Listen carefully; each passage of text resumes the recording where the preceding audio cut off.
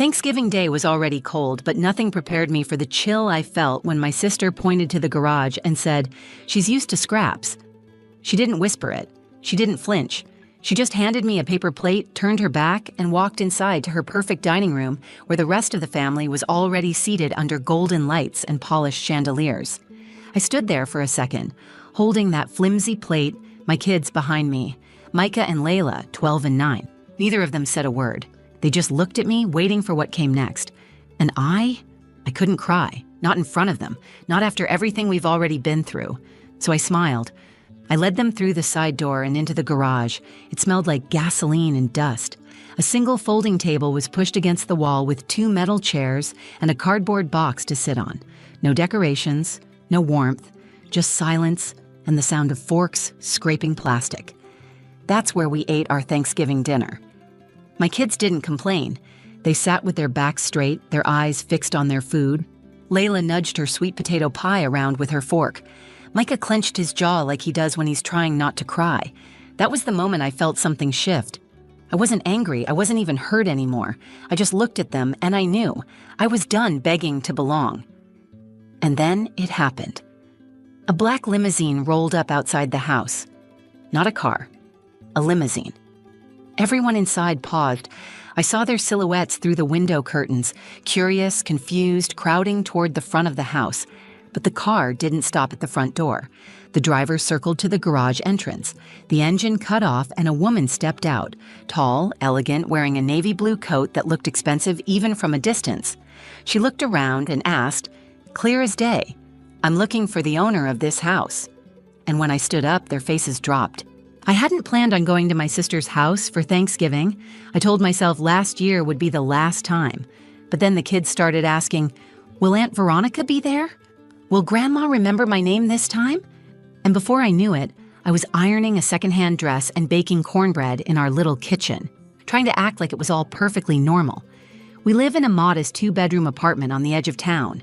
It's not much, but it's clean, warm, and filled with love. I work long shifts as a receptionist at a pediatric clinic, and I pick up freelance writing jobs on the side. It doesn't leave much time or money for extras, but my kids don't complain. They never have.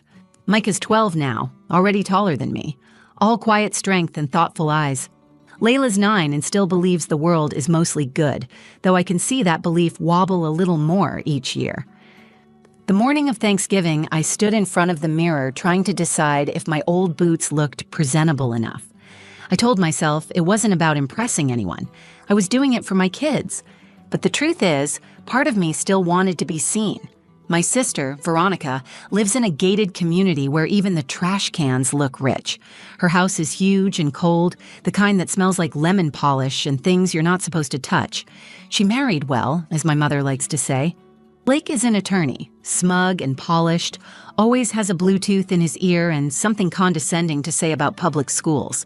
They have 3 kids, nannies, a Range Rover, a housekeeper who doesn't speak much English.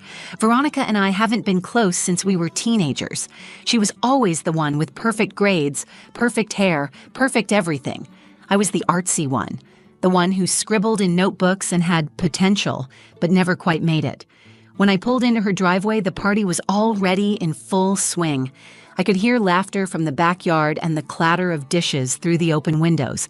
I took a breath and turned to the kids. "You 2 ready?" Layla nodded, cradling the sweet potato pie she'd helped me make. Micah just said, "Let's get it over with." I knocked once and stepped inside. Nobody came to the door. They never do. It was always the same, me entering like a guest at my own family's party. My mother, Elaine, barely looked up from her glass of Chardonnay. She was perched on the edge of the couch, watching Veronica's kids put on some dance recital in the living room. "Hi, Ma," I said, placing the pie on the counter. She blinked at me, smiled vaguely, and turned her attention back to her granddaughters. "Oh, you look tired," she said in that way she does, as if it's concern, but really it's judgment in a velvet dress. Veronica appeared from the kitchen in heels too high for someone making mashed potatoes. "Oh, you brought something," she said, eyeing the pie. "That's cute." Blake strolled by, holding a glass of something amber. "Hey, Cal," he said, using the nickname I hate. "Kids look big." We weren't offered seats. We weren't offered drinks. There was no help yourself, No welcoming gesture, no warmth. My cousins were all there, chattering, pouring wine, passing appetizers from one manicured hand to the other, and then there was me, standing in a corner with my 2 kids, smiling through the awkwardness like I always do. Layla whispered, "Can I give Grandma my pie?" I nodded. She walked over and held it out to my mom like she was handing her a treasure. My mother took it, looked at it for half a second, and said, "Oh, sweet potato, how quaint." That was when I realized I'd made a mistake. But it was too late to leave. Dinner was being served, and I figured maybe we'd at least have a seat at the table. Just 1 hour, I told myself. I could endure anything for an hour. Then Veronica walked in, holding a stack of paper plates. Her eyes met mine, and I swear she smiled. "We're a little short on space," she said loudly, as if she were announcing it to the whole room. "So I set something up for you guys in the garage." I didn't understand at first. "The garage," I repeated, almost laughing, thinking it was some weird joke. She nodded, dead serious. "Yeah, you're used to scraps, right?" Every conversation in the room stopped. No one said a word. And just like that, I knew I was back where I always was, unwanted, overlooked, shoved aside like a stray dog who got in through the back door. My kids looked up at me, waiting to see what I'd do, so I smiled. I took the paper plates from her hands, and I walked them to the garage. The garage was cold, not just physically cold, though it was that, too, with a thin draft slipping through the side door and the concrete floor leaching the warmth from our shoes, but emotionally cold. A place that wasn't meant to hold people, let alone family. It smelled like oil, cardboard, and neglect.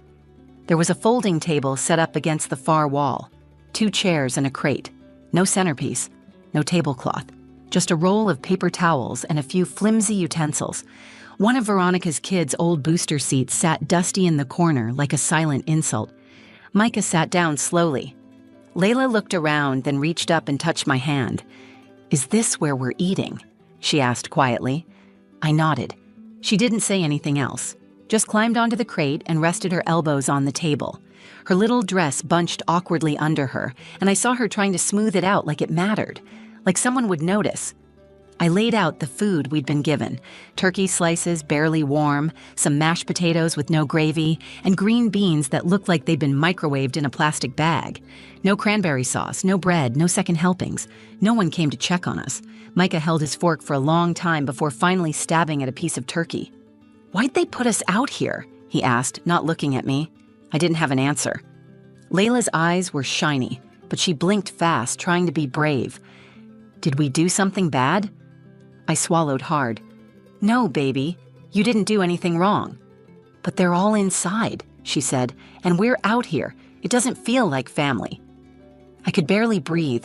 My chest was tight with the kind of ache that's more exhaustion than pain, when you've spent years trying to prove yourself to people who've already decided you don't count. I wanted to storm back in there, flip the table, scream. I wanted to throw their fake kindness in their faces and tell them exactly what I thought. But instead, I looked at my children and felt something even stronger. I felt shame. Not because I had done anything wrong, but because I had let it get this far, because I had dragged them into it, because I'd convinced myself year after year that maybe this time would be different. Maybe I could show up and be welcomed, respected, seen. I'd built my entire life trying not to be a burden, never asking for help, never taking up too much space, always saying thank you even when the kindness was hollow. I thought if I played by the rules, if I smiled enough, worked hard enough, kept my mouth shut, I'd eventually be let in. But I was still in the garage, and it wasn't just about a table. It was about being told you're not part of the real family, that you're an inconvenience, that you don't measure up. And watching your children feel that too, for the first time maybe, but knowing they'll remember it forever. Micah looked at me again, his jaw tight. "Can we just go?" His voice wasn't angry. It wasn't even sad. It was flat, number. And somehow, that hurt even worse. I reached over and squeezed his shoulder. "Soon." We sat there in silence, eating slowly, the sounds of laughter and clinking glasses drifting in through the walls like a cruel echo. Every so often, we'd hear someone open the fridge on the other side of the wall or the hum of the dishwasher, but no one came out. No one checked on us. I heard Veronica's laugh, sharp and bright, like it was coming from a stage, and my mother's soft reply, something about the wine being just perfect this year. No mention of us, not even a fake one. Layla finally spoke. I miss our house, even if it's little. Micah added, it's not little, it's just enough. And I could have cried right then. But I didn't. I smiled at them, even if it felt like my face might crack from holding it in. I said, we'll go home soon. And when we do, we're going to make hot chocolate, and we'll play Monopoly, and we'll be thankful for what we have, not what they think we should want. They both nodded. That's when I realized something I should have seen years ago. This wasn't my family anymore. Blood makes you relatives. Behavior makes you family, and my family was sitting right in front of me. Still, as I started cleaning up our plates and preparing to leave, I couldn't help but glance back at the house one last time. That's when the headlights swept across the driveway. A long, sleek black car pulled up slowly, quietly. A limousine, not a visitor's SUV or one of Blake's work clients. A limo, with tinted windows and a driver in a cap. Micah squinted through the garage door's dirty window. Is that? The engine shut off. We waited. And then the back door opened. A woman stepped out, and everything changed. The limousine door didn't swing open right away. It eased out, slow and deliberate, like whoever was inside wasn't in a rush, like they already knew they had everyone's attention, even from the garage. I stood completely still, my hands clutching the sides of the paper plate I hadn't thrown away yet. The kids had frozen too. Even they knew this wasn't normal. You don't get random limousines showing up in quiet suburban neighborhoods on Thanksgiving Day. Micah leaned closer to the window. Mom, you see that? I nodded. The house was suddenly quiet, eerily quiet. Through the tiny glass square in the garage door, I could just make out silhouettes behind the living room window, heads turning, curtains shifting. I imagined every conversation inside grinding to a halt. The driver stepped out first, tall, pale gloves, crisp uniform. He said something to the passenger, then stepped back and opened the door. And then she appeared. A woman, maybe late 60s, early 70s. Gracefully aged, tall and elegant, wearing a long navy blue wool coat that practically whispered money. Not flashy, not gaudy, just real. She looked like someone important, but not the kind who needed to prove it. She didn't head for the front door like everyone expected. She turned toward the side gate, and then she walked, directly toward the garage. Micah whispered, "Is she, coming here?" Layla stood up slowly, pressing close to me like she wasn't sure if she should be nervous or excited. The woman stopped just outside the garage door. I opened it halfway. She didn't flinch at the cold or the draft or the sight of 3 strangers with paper plates and a folding table. Instead, she smiled. "Excuse me," she said, her voice smooth and calm, like she was just asking for directions at a bookstore. "I'm looking for the owner of this house." For a moment, I assumed she meant Veronica. Maybe a friend, a client, one of Blake's colleagues, but something told me she already knew the answer. I swallowed and replied, "That would be my sister. She's inside." The woman tilted her head. "And you are?" Callie Rivers."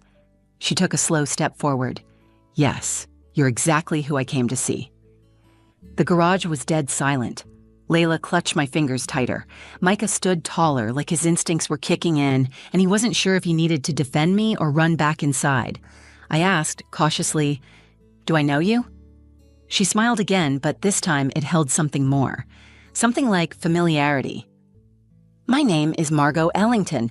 I'm the founder of Women Forward. We run community outreach and mentorship programs across the state. About 5 years ago, you volunteered with one of our shelters. You wrote a series of blog posts afterward, raw, honest, beautifully written." My eyes widened. I remembered that. It was right after I left my husband. I was crashing on a friend's couch with the kids, scraping together every penny I could. I'd spent my evenings volunteering at a women's shelter just to feel useful again. I'd written about the experience, not to be noticed, but to process. I posted it on a personal blog with maybe 20 readers. "I've been following your writing ever since," she continued. "You have a way of making people feel seen. We need that now more than ever." I couldn't think. I just stared. She went on. "We're putting together a speaker series for our national summit next spring. I'd like you to be our opening keynote. We'll handle everything: travel, accommodations, childcare if you need it. And we're offering a publishing contract for your story. Your voice matters, Callie, and it deserves to be heard." I didn't answer right away. I could feel the weight of the moment, the warmth creeping up my neck, the disbelief, the part of me that still thought someone like her couldn't possibly be here for someone like me. Micah finally broke the silence. "Wait, she wants you to speak?" Layla turned to me, eyes wide, hopeful. "Because of your writing?" Margot looked at them both and said, "Because your mom is extraordinary." And for the first time in a long time, I believed it. I glanced back toward the house. I couldn't see their faces, but I knew they were watching. I could feel it. The confusion, the tension, the disbelief rippling from the living room all the way to the garage. They had shoved me out here to keep me small. But now a limousine had pulled into their driveway, and a woman in a navy coat was asking for me. I turned back to Margot. I nodded. Yes, I'd be honored. And just like that, everything began to shift. Margot reached out her hand, not in some dramatic, over-the-top way, but with the quiet confidence of someone who wasn't just offering an opportunity. She was offering respect. Real, earned, long overdue respect. I stepped forward, my fingers wrapped around hers, and in that moment something in me stood taller. Not out of pride, but out of recognition. The kind that only comes when someone finally sees you for who you really are. "I'll grab my coat," I said, almost breathless. "You won't need it," she smiled. "We'll take good care of you." Micah grabbed our leftovers and held them like precious cargo. Layla slipped her hand into mine again, her eyes glowing like she was watching a movie and realizing her mom was the main character. We followed Margot out to the limo, the cold November air brushing across our faces like a new beginning. As we stepped into the car, I glanced back toward the house. That's when I saw them. The curtains in the dining room were still parted just enough to reveal the entire scene. Veronica stood with a wine glass frozen in her hand, mouth slightly open like she couldn't quite process what she was seeing. Blake hovered behind her, his arm limp at his side. My mother sat at the end of the table, eyes narrowed, trying to make sense of it all. They looked confused, not angry, not embarrassed, just stunned. As if the universe had flipped the script and handed the spotlight to the person they'd pushed into the shadows. The car door closed with a quiet thud, sealing us into a world that, for once, felt like mine. The seats were soft, warm. The lights inside were dim and calming. Margot spoke to the driver through a small window, then turned her attention back to me. "We have dinner reservations downtown. I thought we'd discuss the summit, the contract, and what kind of support you'll need for the next few months." I nodded, still slightly in disbelief. Wow. Yes. That sounds perfect. Layla whispered, "Is this what it's like to be famous?" I laughed, not out of arrogance, but with joy that spilled out before I could stop it. "No, baby," I said. "This is what it's like to be respected." Micah sat across from us, watching everything. He didn't say much, but he didn't have to. The way his shoulders relaxed, the way he finally looked proud instead of protective. That was enough. As the limo pulled out of the driveway, I caught one final glance in the side mirror. The house looked smaller now, not physically, but symbolically. It didn't feel like something I needed anymore. I wasn't hoping for a seat at that table. I wasn't fighting to be part of that world. I was building my own table now, one where my kids would never have to wonder if they were welcome. Dinner that night was like something out of a dream. Linen tablecloths, real silverware, warm bread in a basket, and servers who called me ma'am like I mattered. But the real magic wasn't in the food or the service. It was in the conversation. Margot wanted to know my story, all of it. She listened, not to respond, not to correct, but to understand. She took notes when I mentioned the challenges of being a single mom, the way people make you feel like a failure just for surviving. She nodded when I talked about staying up until 2 a.m., writing blog posts after putting the kids to bed. She smiled when I described how Layla helped me color code job applications and how Micah once Googled how to pay rent with no money because he heard me crying in the kitchen. "We need your voice," she said again. "People think inspiration has to come from big, glamorous lives. But it's the quiet fighters who show the most courage, the ones who keep showing up even when no one's watching. When the check came, she waved it away. You've already paid enough. Let us take it from here. The ride home was quiet, not because we had nothing to say, but because peace doesn't make a lot of noise. I tucked Layla into bed that night, and before I turned off her light, she said, "I'm glad they put us in the garage." I blinked. "You are?" She nodded. "Yeah, because if they didn't, the limo wouldn't have known where to find us." That stopped me. She was right. Sometimes you're pushed to the margins so you can find the path you were meant to walk, or so it can find you. I kissed her forehead. "You're smart." I get it from my mom. And just like that, I finally understood. They didn't break me that day. They revealed me. It's been almost a year since that Thanksgiving. And in a way, I'm still trying to catch up to the woman I became in that garage. Some things changed fast, like the emails and phone calls that started coming in after Margot's team announced me as the opening speaker for their summit. Like the publishing deal that landed in my inbox with the subject line, "Your voice matters." Like the way people suddenly started remembering my name, not as Veronica's sister or Elaine's daughter, but just Callie. But other changes were quieter, the kind that happen in the space between heartbeats, when you stop apologizing for who you are, when you stop shrinking to make others comfortable, when you finally believe that your story doesn't need permission to be told. The keynote speech was terrifying and beautiful all at once. I stood on a stage in front of hundreds of women, CEOs, teachers, single moms, students, and I told the truth about the garage, about my kids, about the years I spent trying to be small enough to fit into a family that was never going to open its arms. I watched strangers cry. I watched them nod. I watched women line up afterward just to say, "Thank you, that was me." And in that moment, I felt more at home than I ever had around my own family. The book came a few months later. We titled it More Than Scraps. I cried when I saw the cover. My name in bold, not buried in fine print or hidden behind someone else's. My name, my words, my worth. The money wasn't life-changing, but the validation was. Micah started writing too. He keeps a journal now, and last week he read me a poem he wrote called "Chairs Don't Make the Table." He doesn't say much about that Thanksgiving anymore, but I know it left a mark, and I think he's learning to turn it into something good. Layla's still Layla, curious and kind, always watching. She asked if we could host Thanksgiving this year, just us and a few friends. No folding chairs, she said, only couches and pillows and warm food. So we did. The living room was too small for everyone to sit at once, but no one cared. People ate on laps and floors, laughing and sharing seconds. There were candles, music, and love, real love, wrapped around everything like a soft blanket. No one asked why we weren't at Veronica's, and I didn't offer. My mom sent a short message that morning, just 2 lines. "Hope you're well. Miss you sometimes." I stared at it for a while before replying, "We're doing fine. Hope you are too." No anger, no bitterness, just peace. Because here's what I've learned since that day in the garage. You can waste years trying to earn the love of people who have no idea how to give it. Or you can give that love to yourself and watch how it changes everything. There's power in walking away. There's power in building your own table. And sometimes, when you least expect it, the world shows up with a limousine and reminds you, just because they didn't see your worth doesn't mean it wasn't there.